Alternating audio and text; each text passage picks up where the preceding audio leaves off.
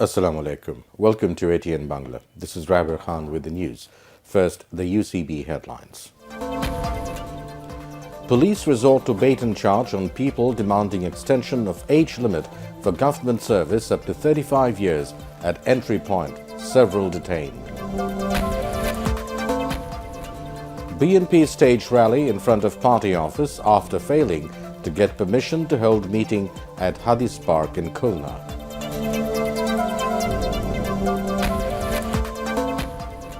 The government does not have any desire to obstruct any party from participating in the election, says Ubaidul Qadir.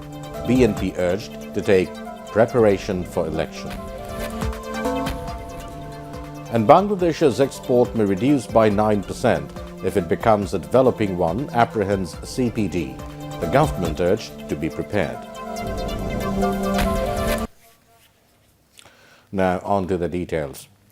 The demonstrators who were demanding to extend the age limit for government service from 30 to 35 years were not allowed to proceed towards the PM office and were obstructed at Bangla Motor.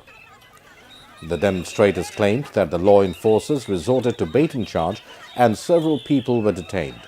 Earlier, the demonstrators had also held hunger strikes in phases since the beginning of the current year.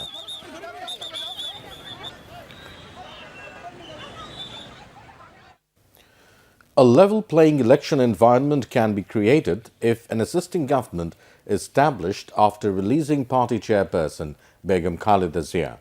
BNP spokesman Ruhul Kabir Rizvi claimed this at a news conference at party central office at Noyapolton in the capital this morning. He alleged that thousands of BNP leaders and workers are being arrested to ensure one-sided and voter-less election. Criticizing the statement of CEC, Rizvi said the objective of the Election Commission is to implement the government's agenda. BNP held their divisional rally in front of party office after failing to get permission to organize the proposed meeting at Shahid Hadis Park in Khulna. However, Home Minister Asaduzzaman Khan Kamal gave permission over phone to BNP Secretary General Mirza Fakhrul Islam Alamgir this afternoon. Party activists claimed that more than 50 leaders and workers were arrested in the last few days. Meanwhile, riot police and water cannons were deployed in front of the party office. Police also surrounded Shahid Hadis Park as meetings and rallies were banned there. Awami League General Secretary Ubaidul Qadir has urged BNP to take preparation for the election. He stated this to newsmen while inspecting the works of 4-lane on Dhaka-Tangail Highway at Chandra in Ghazipur.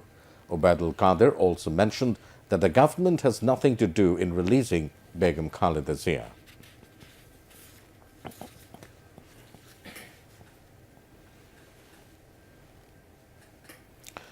The research think tank Centre for Policy Dialogue, CPD, has informed that Bangladesh's export may reduce by 9% if the country becomes a developing one.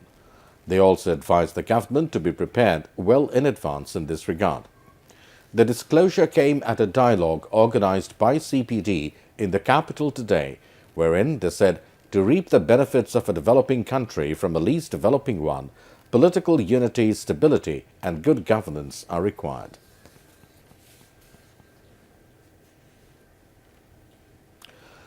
Ten people, including 2 schoolgirls, were killed in separate road accidents in Gaibandha and Joshore. 16 others were injured in the mishaps. Of them, 5 people were killed when a truck carrying iron rods turned turtle at Jundaho area of Polashbari in Gaibandha. Police informed that at least 5 others are still trapped under the truck. Earlier, 3 passengers of trolley were killed after being dashed by a bus at Dokhin Bandar area of Polashbari area this morning. 10 other passengers were injured in the accident were admitted to local hospitals. 2 of them are in critical condition. Meanwhile, 2 schoolgirls were crushed under a truck on their way to school at Sharsha in Joshore. Now, news from abroad. Syrian rebel group Jaish al-Islam has agreed to evacuate jihadist fighters being held in its prisons in besieged eastern Ghouta.